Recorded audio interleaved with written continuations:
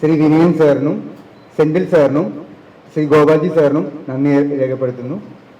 അതോടൊപ്പം തന്നെ നമുക്ക് വേണ്ടി ക്ലാസ് ലീഡ് ചെയ്യുന്ന ശ്രീ മണികണ്ഠൻ ചേട്ടനും ഒരുപാട് നന്ദി പറയുന്നു, സ്വാഗതം ചെയ്യുന്നു.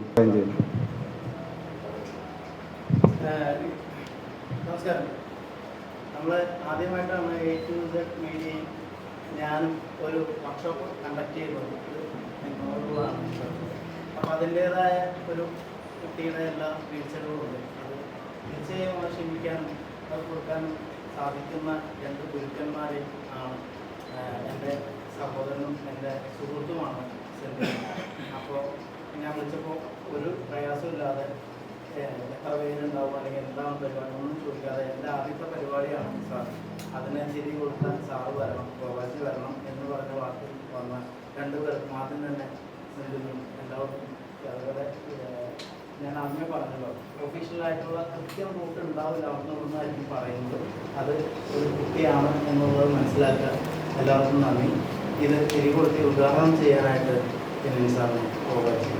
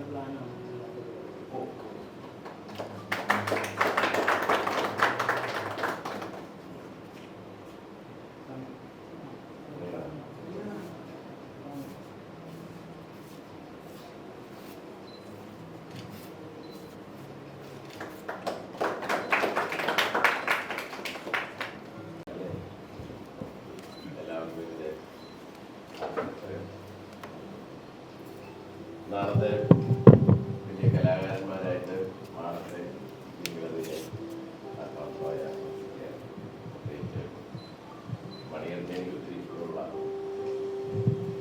ഒരു കലാകാരനാണ്, ശില്പകാരനാണ് മണികണ്ഠൻ. തീർച്ചയായിട്ടും നിങ്ങൾക്കൊരു കഴിഞ്ഞ ക്ലാസ് വരാനായിട്ട് മണികണ്ഠൻ കിട്ടിയത് വലിയ കാര്യമാണ്. കാരണം സീരിയസ് ആയിട്ട് ഈ സിനിമയെ കാണുന്ന, രാഷ്ട്രീയത്തെ കാണുന്ന, നാടകത്തെ കാണുന്ന, സ്റ്റേജിൽ നിന്നൊക്കെ വന്ന ഒരാളെന്നുള്ള നിലയ്ക്ക് എല്ലാത്തിൻ്റെയും ഇത്തരം അഭിനയ കളരികളുടെയും ഒക്കെ ബേസ്, അല്ലെങ്കിൽ ഏത് സിനിമാ നടൻ്റെയും സിനിമാ നടിയുടെയൊക്കെ അഭിനയത്തിൻ്റെ ബേസ് എന്ന് പറയുന്നത് സ്റ്റേജിൽ നിന്ന് തന്നെ. കാരണം ഞാനുമൊക്കെ അവിടെ നിന്ന് വന്നതാണ്. സിനിമയ്ക്ക് മുമ്പ് സ്റ്റേജായിരുന്നു നമ്മുടെയൊക്കെ തട്ടം.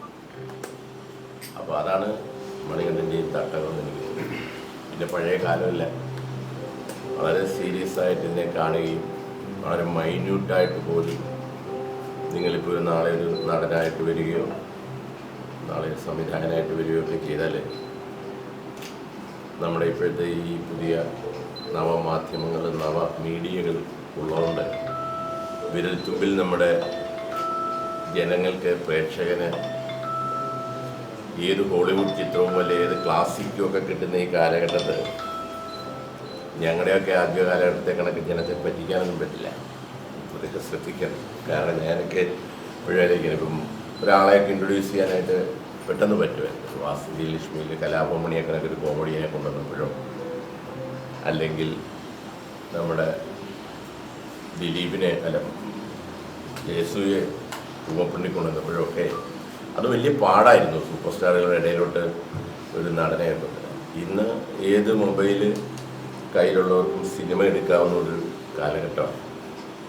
അന്ന് ഞങ്ങൾക്കൊക്കെ ഒരു ചിത്രം റിലീസായാൽ ഭയങ്കര ഫേമസ് ആകും ഡയറക്ടർ അല്ലേ? ഇന്ന് നിങ്ങൾക്കറിയാലോ, പല ഹിറ്റായ ചിത്രത്തിനെയും ഡയറക്ടറെ ചോദിച്ചാൽ അവർക്ക് അറിയില്ല. അതാണ് ഈ കാലഘട്ടത്തിൻ്റെ വലിയ മാറ്റം. മീഡിയ ഇതൊത്തിരി വളർന്നിരിക്കുന്നു ഈ സംഭവം. അപ്പം അന്നൊക്കെ തീർച്ചയായിട്ടും ഇപ്പം ഞാൻ പറയാം, ഞാൻ പല ചിത്രങ്ങളും അന്ന് മമ്മൂട്ടിയുടെ രാക്ഷസ രാജാവ് സ്പോട്ടിൽ സ്ക്രിപ്റ്റ് എഴുതിയ പടമെന്ന് പറയാൻ നിങ്ങൾ ചോദിക്കും. അന്നത് പറ്റുമായിരുന്നു. ഇന്നത് പേടിക്കുക, ഭയക്കുകയാണ്. മാത്രമല്ല അങ്ങനെ ചെയ്താൽ ഇന്ന് ഭയങ്കര അടി കിട്ടും. പക്ഷെ അന്നത്തെ ഒരു കാലഘട്ടത്തിൽ എനിക്കറിയില്ല, അന്നത്തെ ഒരു സാഹചര്യം പെട്ടെന്ന് 15 ദിവസം കൊണ്ട് സിനിമ തുടങ്ങുമെന്ന് പറഞ്ഞിട്ട് മമ്മൂക്കയുടെ രാക്ഷസ രാജാവും പൃഥ്വിരാജിൻ്റെ സത്യവും ഒക്കെ സ്പോട്ടിൽ സ്ക്രിപ്റ്റ് എഴുതിയ സിനിമയാണ്. അത് അത്ര പെട്ടെന്ന് തുടങ്ങണമെന്ന് പറഞ്ഞു നമ്മളൊരു സബ്ജക്റ്റ് ഉണ്ടാക്കി തുടങ്ങി.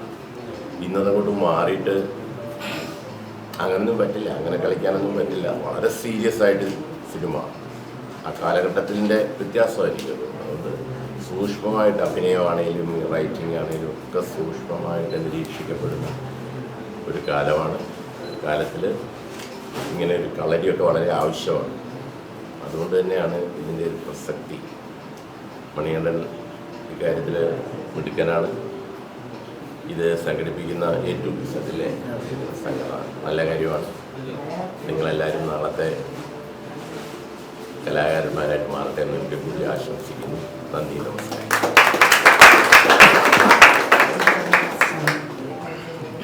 എല്ലാവർക്കും നമസ്കാരം. ഒരുപാട് സന്തോഷം. പ്രിയപ്പെട്ട സുഹൃത്തും ആക്ടറുമായ മണികണ്ഠൻ ഇങ്ങനൊരു സംരംഭം കണ്ടക്ട് ചെയ്യുന്നതിന്, അത് ഉദ്ഘാടനം ചെയ്ത് പ്രിയപ്പെട്ട വിനയൻ സാറിനോടൊപ്പം ഒരു വേദി പങ്കെടുക്കാൻ സാധിച്ചതിൽ ഒരുപാട് സന്തോഷം. സാറ് പറഞ്ഞ പോലെ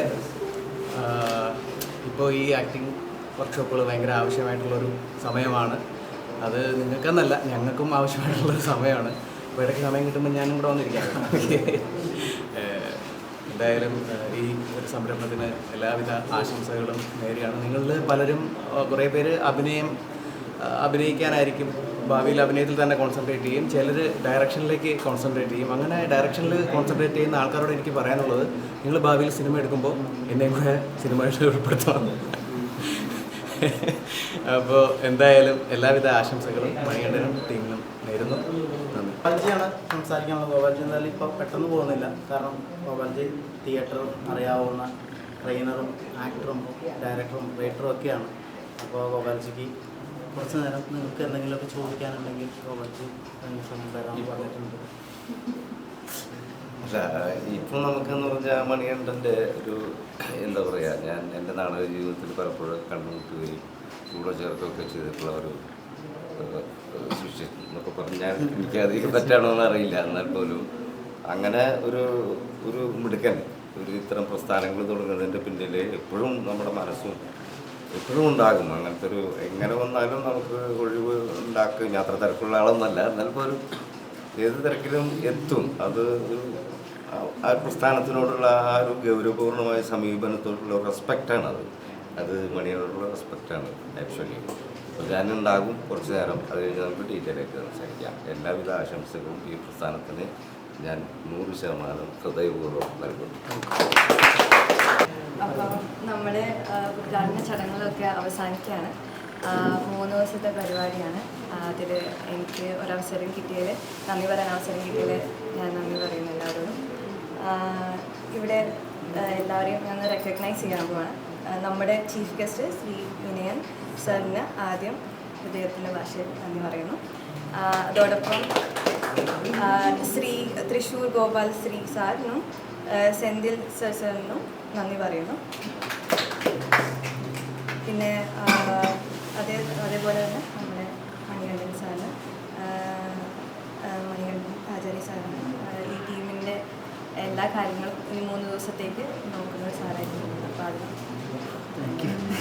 എൻ്റെ പ്രിയപ്പെട്ട ഗുരുനാഥന് A to Z മീഡിയയുടെ പേരിലും എൻ്റെയും എൻ്റെ കൂടെ ഈ ക്യാമ്പ് കണ്ടക്ട് ചെയ്യാനെത്തിയ അമൃത, മിഥുൻ അവരുടെ പേരിലും ഗുരുവിനെ, വിനയൻ സാറിനെ ആദരിക്കാൻ കിട്ടിയ അവസരം സന്തോഷപൂർവ്വം ആദരിക്കുന്നു.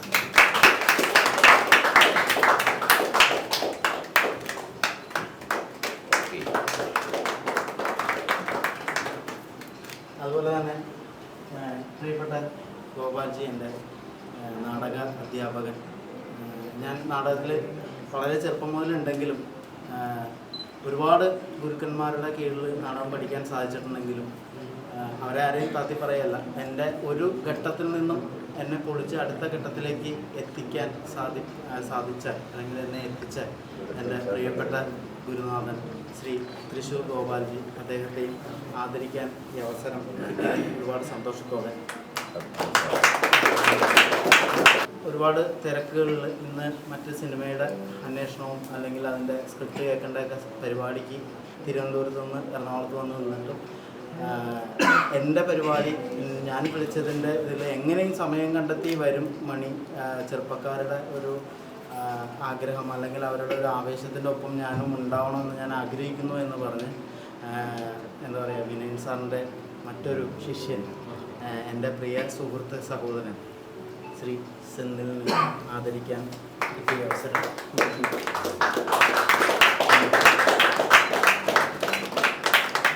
Thank you.